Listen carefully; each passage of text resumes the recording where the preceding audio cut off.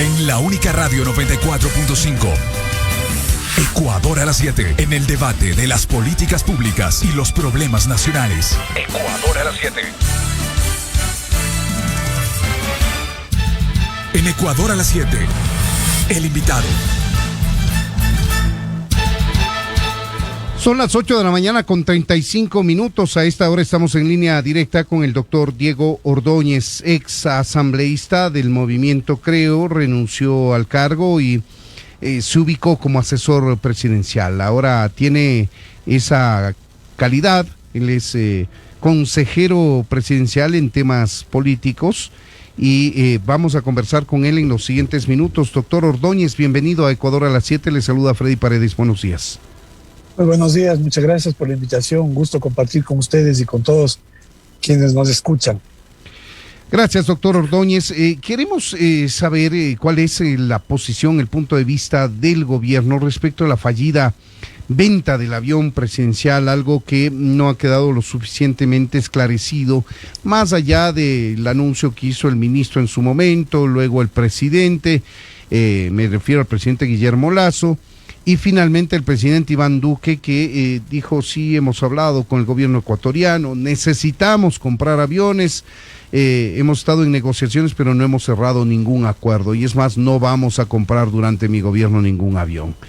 Y esto pues nos dejó a nosotros colgados, como se dice vulgarmente, porque esperábamos recibir $8 millones por esa aeronave, y el presidente dijo inclusive el destino de inversión de ese dinero, que iba a Fuerza Aérea Ecuatoriana a repotenciar un C-130 que sirve para tareas logísticas de Fuerza Aérea Ecuatoriana. No, en realidad yo habría pensado que todo quedó esclarecido con esa detallada descripción que publicó la SECOM por pedido del presidente Lasso, preparada por Inmobiliar, que estuvo a cargo de esa negociación. En este recuento, pues día por día, incluso hora por hora, nos establece cuál fue el curso de esta negociación. Y Freddy, para ponerlo en términos de la vida diaria, quisiera asimilar eso a cuando uno compra un vehículo. Cuando uno compra un vehículo, va, pues, ve el vehículo, ve su estado mecánico, lo maneja, se fija el precio, se acuerda ahí a la venta y dice: bueno, mañana firmamos el contrato. Eso es lo que pasó en la venta del avión. Hay documentos firmados por el ministro de Defensa colombiano, no es una autoridad menor, ¿no? Hay memorándums de entendimiento, hay el ofrecimiento del pago, hay la fijación del precio, ¿no? Hay la definición del plazo en el que se va a pagar ese valor. Es decir, esto estaba hecho ya solamente para poner la firma. Y tenemos problemas con la comunicación.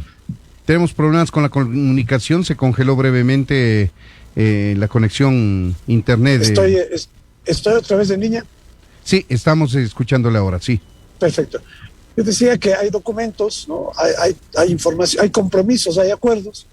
Esto estaba simplemente por formalizar con la firma de un documento, pues, y en una negociación a ese altísimo nivel en el que se involucra el ministro de Defensa colombiano con la empresa que administra los activos del Estado ecuatoriano, pues eso me parece que era simplemente una formalidad.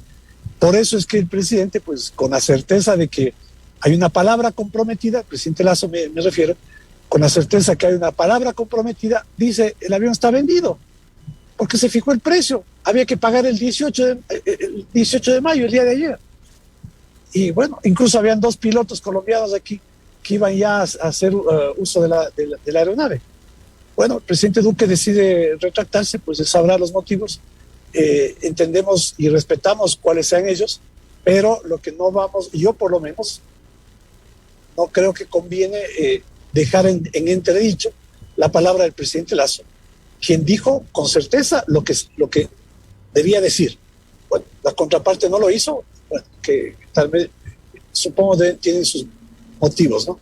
No se honró la palabra por parte del presidente colombiano, eso es lo que nos dice en suma, lo entendemos así, pero quizá no admite usted la posibilidad de que el presidente se haya precipitado y en lugar de anunciar un día antes, lo podía anunciar un día después. Hoy, por ejemplo, que llevamos 19, después de que el dinero está en las arcas fiscales, después de que el avión presidencial, el Legacy, aterrice en territorio colombiano y todo esté zanjado. Sí, o sea, ese puede ser un detalle, ¿no? Se puede ser un detalle, pero bueno, si es que había el compromiso, era indistinto el día que era anunciado. El presidente quiso decir, bueno, ya cumplí con este compromiso, pues no es fácil en esta época vender una aeronave.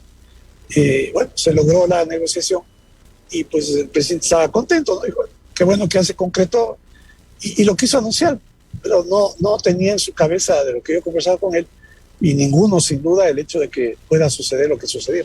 Claro, todo esto en el terreno de la especulación, esto que voy a decir y ahora, doctor Ordóñez, podría explicar el hecho de que dé pie atrás el presidente Iván Duque. Él está dejando el gobierno de Colombia. Usted sabe que está por realizarse la segunda vuelta electoral. El cambio de gobierno será en agosto, si no me equivoco.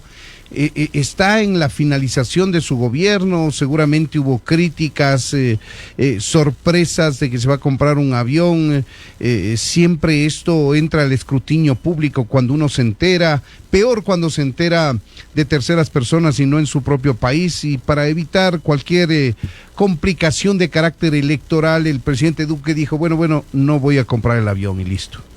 Se nos quemó el pan en la puerta del horno, como se dice vulgarmente. Sí. Podría ser, ¿no? Como usted lo menciona, en el campo de las especulaciones, yo no quisiera entrar en eso. Simplemente señalar pues, que el avión iba a tener un uso militar, no un uso particular de ninguna autoridad que no sea con fines de propósitos militares. No, pero de todas maneras, de creo que ahí hay que dejar el tema, ¿no? Ya sucedió lo que sucedió, lamentable.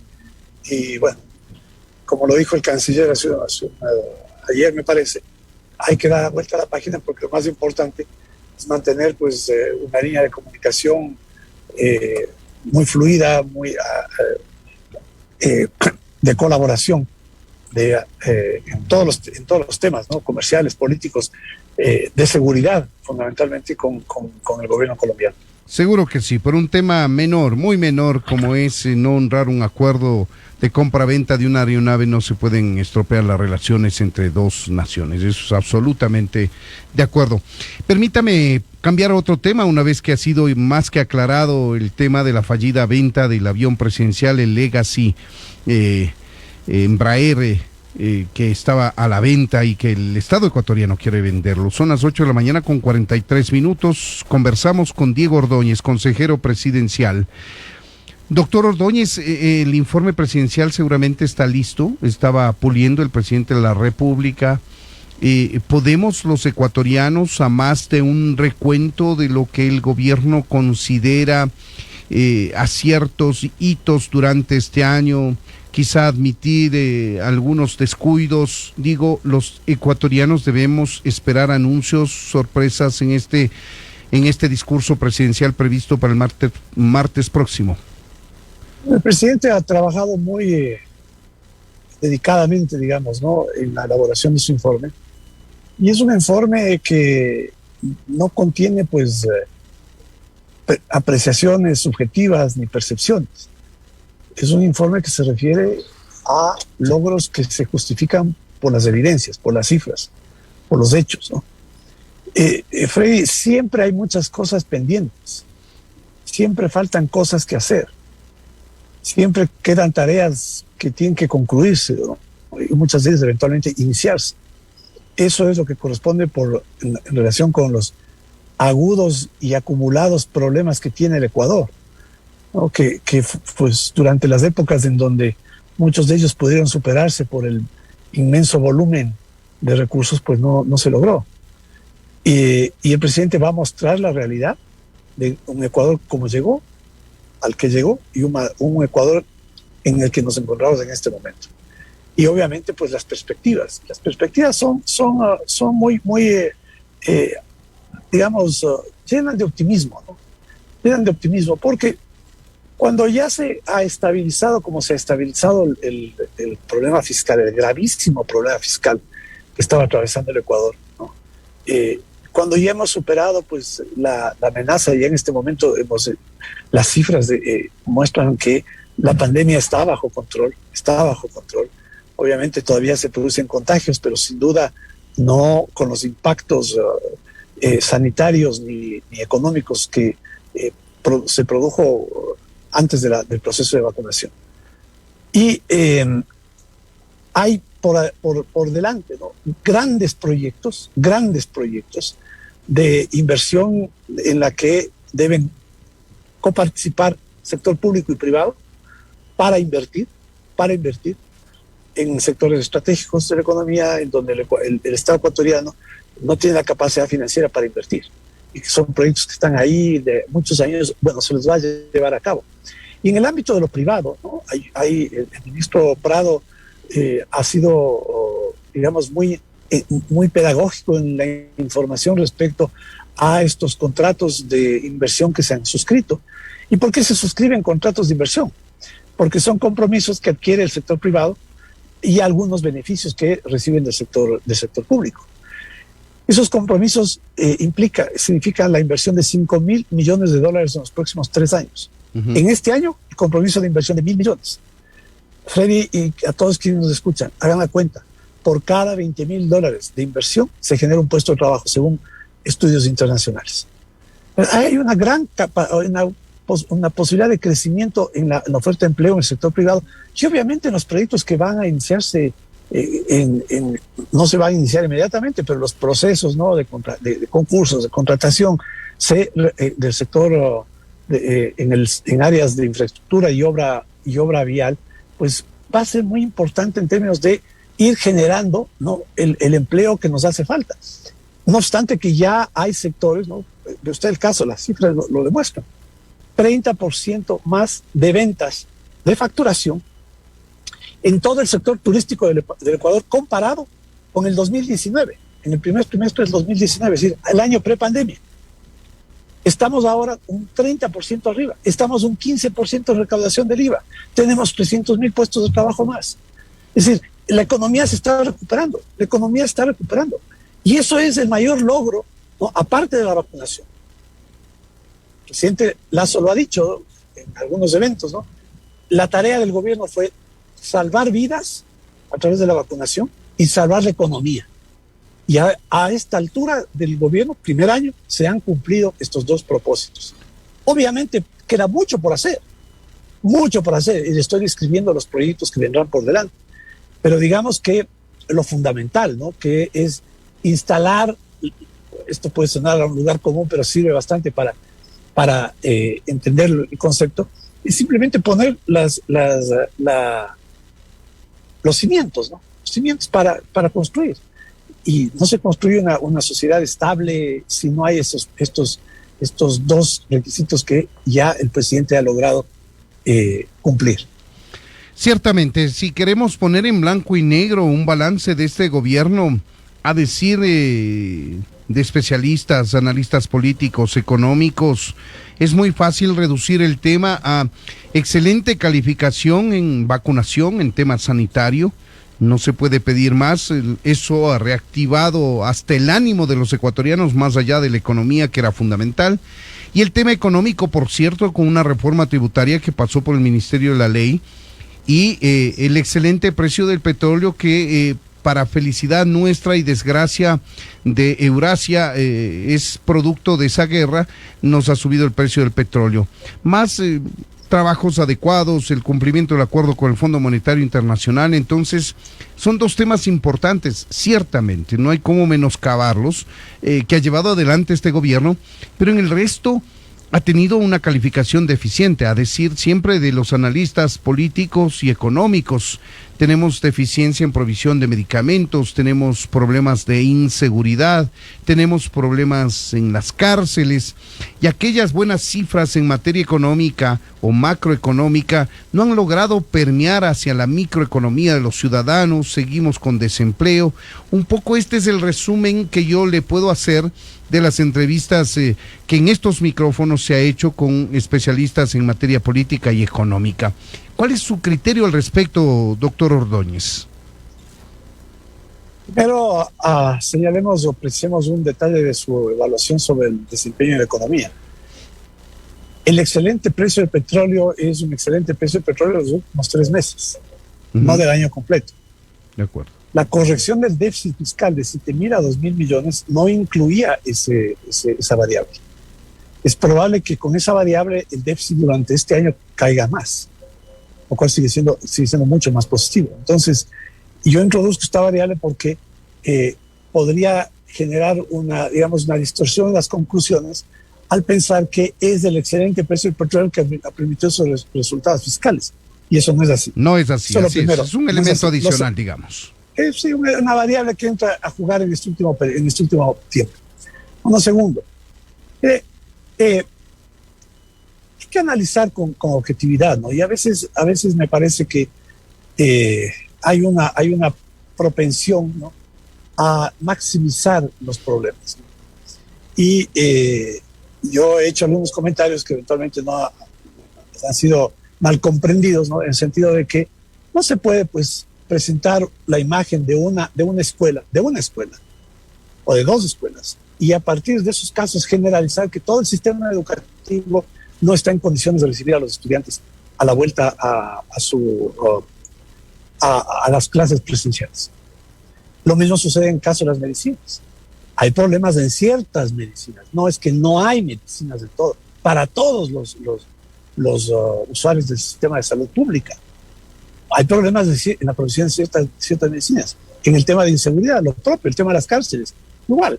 Y quisiera referirme a cómo es que estos problemas tienen que ser enfrentados. Primero, ¿cuál ha sido uno de los espacios donde mayor nivel de corrupción ha habido y el periodo de la pandemia se hizo tan evidente y expresó el nivel de miseria al que pueden llegar aquellos que no tienen valores morales y pueden medrar de la salud de los ecuatorianos? La compra de medicinas. En la compra de medicinas. Ahí hay un problema que necesita una respuesta estructural. No una respuesta, no los paliativos de mantener el mismo modelo, ¿no?, sino corregirlo fundamentalmente. Y eso se va a corregir. A inicios del próximo mes, al fin, yo sé que se moran, se avisa, se anticipa y no se termina de computar. Pero, ¿por qué? Porque es un proceso de la externalización de las recetas. Es un proceso complejo, largo. Usted tiene que articular todo el sistema de distribución privado de medicinas. Segundo, establecer una tabla de precios. Hay que ponerse de acuerdo a qué precios las distribuidoras le van a vender al Estado. Y ahí usted va a ver después un inmenso ahorro. Y un tercer elemento, los mecanismos tecnológicos para que fluya el proceso y no haya perforaciones y luego eventualmente manipulación, ¿no? Entonces esto lleva tiempo. ¿No? Esto no es algo que se puede hacer de un momento al otro.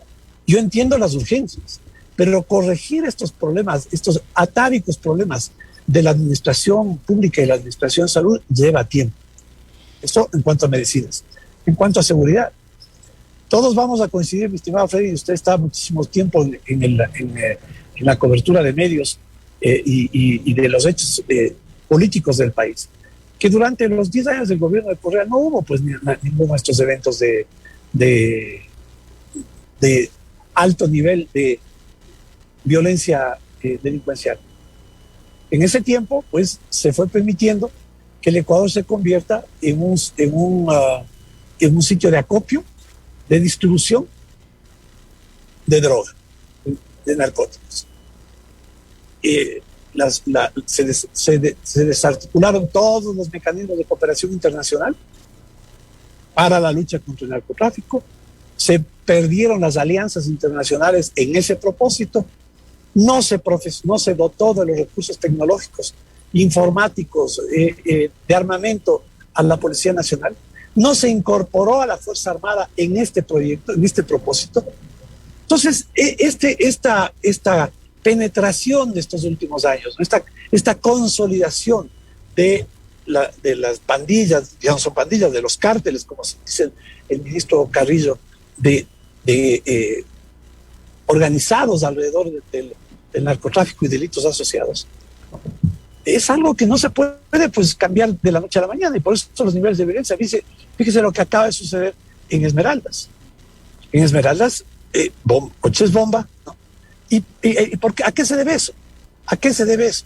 Es una reacción de las fuerzas delincuenciales que sienten la presión de la fuerza policial. Claro, son problemas estructurales que han ido tomando fuerza en nuestro país, por decirlo menos, por acciones de gobiernos permisivos, y que el momento en que se combate de manera frontal, pues afloran y con mucha fuerza. Y claro, la opción es o tener una actitud contemplativa como tuvieron los otros gobiernos, o tener una actitud de frontal enfrentamiento como está ocurriendo ahora. En todo caso, el costo de inseguridad para los ciudadanos es alto y no podemos dejar de desconocerlo. Lo que hay que precisar es que es un tema que viene de años atrás y que le ha estallado al gobierno actual, que por desgracia le corresponde resolverlo. Digo, no, sin duda. Desgracia para el gobierno, digo. No, sí. A ver, es que bueno, al gobierno le toca enfrentar lo que debe enfrentar, y lo fundamental respecto de eso es que lo haga con decisión, ¿no? Y no lo haga como, no mire para otro lado. Y esto lo dijo el presidente Lasso el día en que firmó el decreto del último estado de emergencia. No podemos dejar de mirar a otro lado, ¿no? Por la vida, por la seguridad, por los hijos y por los nietos, por las futuras generaciones. No se puede ir a un costado, tiene que irse de frente y atacar. Y por eso se creó el Ministerio del Interior con sus propias fortalezas de recursos. Se han hecho cambios en la cúpula militar, bajo esta concepción que el presidente Lasso mencionó en una entrevista y que se lo ha conversado en todos los grupos que tenemos al interior del gobierno, en los que se analizan los temas de seguridad y defensa, ¿no? Este enfoque respecto a considerar al narcotráfico como el enemigo interno y externo. Y cuando se define eso como un objetivo de defensa, se está articulando a toda la fuerza pública, policía y fuerza militar, en contra de ese enemigo. Y este es un cambio estratégico fundamental. Ahora, Freddy, los resultados, obviamente, podemos tener resultados en corto plazo, como los que mencionaba el ministro Carrillo, no obstante que hay eventualmente algunos medios que pretenden decir que no es la información correcta, pero la información correcta es que se detuvo el incremento de muertes violentas a partir de la vigencia del estado de emergencia. Ahora, las medidas de fondo van a demorar un poquito, ¿no? Entonces, lo importante, Freddy, es enfrentarlo y hacerlo con decisión. Doctor Ordóñez, se me acaba el tiempo. Requiero de usted una respuesta lo más categórica y resumida posible. ¿Y qué espera el gobierno del pronunciamiento del Tribunal de Santa Elena respecto de la apelación del habeas corpus de Jorge Glass, en el marco de toda esta sospecha de sectores políticos de un acuerdo entre el gobierno y el correísmo, y la posición del gobierno de decir no hemos pactado con nadie? Bueno, seguimos en lo mismo, ¿no? La sospecha es una sospecha que ya es un prejuicio, ¿no? Porque decían al inicio una percepción, pero una percepción admite por el contrario, ¿no? Y si ya no se quiere entender la evidencia que deja claro que no hay ningún entendimiento entre el gobierno y el correísmo, entonces ya es un prejuicio. Primer concepto. Segundo concepto. La decisión de los jueces es de los jueces. Usted no le va a ver al presidente de la República incidiendo para que los jueces decidan de determinada manera. No lo podemos hacer, no lo va a hacer. No se debe hacer eso. Está la Fiscalía presente, está el Procurador presente, son los que tienen la voz. Son los que tienen la voz. A nombre del Estado ecuatoriano lo están haciendo. Se reconoce ese esfuerzo, ese compromiso. Lo han hecho. El Procurador ha estado personalmente, la Fiscal ha estado vía telemática en la audiencia. La Fiscal no como parte procesal, sino un amigo escuria, y el Procurador reclamando ser parte procesal como corresponde a la ley. ¿Qué se espera? Bueno, que los jueces resuelvan lo que tengan que resolver. Yo no quisiera decir en ningún sentido, porque está bien que los jueces decidan lo que corresponda. Y obviamente, cuando se tenga una resolución ejecutoriada, en cualquier sentido, Freddy, el gobierno tendrá que respetarla. Claro, el principio tuvo que respetar la decisión, la resolución del juez de Mangalagarto, ¿no? que muchísimos decían que no se la debía respetar. Y el presidente decidió, aún a costa de estos perjuicios, pues hacerlo. Ese es el punto de discrepancia que existe precisamente, aun cuando se respeta la división de poderes, ejecutivo, legislativo, judicial, y la independencia además de cada uno de ellos, la no intromisión por parte del ejecutivo, como principio está muy bien, pero si es que hay problemas procesales en el curso del otorgamiento de un derecho como es el habeas corpus, habrá que decidir y con voz firme, a ver un ratito, las cosas no son así, hay que poner en orden las cosas porque estamos obligados todos los ecuatorianos y más el presidente a cumplir y hacer cumplir las leyes y la Constitución. No, a ver, si es que hay una sentencia, hay una resolución judicial, la única manera de que eso se confirme, se deje sin efecto es con los recursos que establece la ley: apelación, casación, recursos extraordinarios de protección. Sí, el presidente ni sus funcionarios pueden decir, no me gusta la sentencia, no cumplo. Para eso hay los procedimientos. Ahora, obviamente ustedes han visto, el presidente de la República ha pedido al presidente de la Corte Nacional, ¿no?, que revisen cómo proceden en la aplicación del habeas corpus. He leído hace poco que se han reunido los jueces para delimitar, pues, ¿no?, conceptual y moralmente, que ese recurso no sea manipulado como ha sido manipulado. ¿Qué es lo que el presidente puede pedir a la Corte? El presidente no le puede llamar al presidente de la Corte, haga esto, o al juez, haga tal cosa. Y esto me parece que nosotros tenemos que ser muy, muy cuidadosos en ese sentido, ¿no? Porque lo otro, ¿no?, es que el presidente está obligado a hacer cumplir la Constitución. Sí, eso es una descripción, ¿no?, en el ámbito de sus competencias. Recuerde usted, Freddy, hace muchos años, ¿no?, un presidente, el expresidente Félix Cordero, alegando que él tiene la capacidad de hacer cumplir la Constitución, rodeó de tanques la Corte Suprema cuando no le gustó que el cambio que hizo el Congreso. Entonces, el presidente está obligado a hacer cumplir la Constitución en el ámbito de sus competencias. No puede sobrepasarse, porque si no, imagínese usted, estaríamos dando valor, ¿no?, a esa barbaridad, a esa aberración que repetía Correa diciendo que él es jefe de todas las funciones del Estado. Y esto no es excusa, ¿no? Esto no es excusa, Freddy. Lo fundamental en esto es regresar a ver a dónde están los problemas, porque a propósito del tema de habeas corpus, discúlpeme para extenderme, a propósito del tema de habeas corpus de Glass, se abrió todo una cortina, ¿no?, un telón que ocultaba cómo es que este recurso había sido ya usado muchísimo antes y muchísimas veces para favorecer a los delincuentes. Así es. En 5 días, Freddy, en 5 días, antes del suceso de Santo Domingo, se concedieron 124 habeas corpus y acciones de protección. Y lo que le voy a decir es un dato que no lo tengo confirmado, pero me han dicho que un solo juez concedió 70. Increíble. Entonces, el problema está ahí. El problema está que el correísmo consiguió un juez, ¿no?, como decimos en lenguaje, un juez conchavado, para armar todo lo que armaron y conceder el habeas corpus. Bueno, habrá que desentrañar todos estos arreglos, amiguismos, qué sé yo, delincuencia organizada. Por cierto, esto recae en delincuencia organizada, cometo el delito, me voy a la cárcel, mi amigo juez me saca y listo, y sigue el círculo. Esto debe romperse en algún lado, doctor Ordóñez. Pero sin duda, y para eso hay que pedir la concurrencia de todo el Estado ecuatoriano, la Corte Nacional, la Corte Constitucional, la Fiscalía, ¿no?, los organismos que designan a estas autoridades. Pues todos tenemos que tener una convicción, pues, de que el Ecuador tiene que vivir un Estado de Derecho. Y el Estado de Derecho quiere decir el Estado en donde se respeta la ley.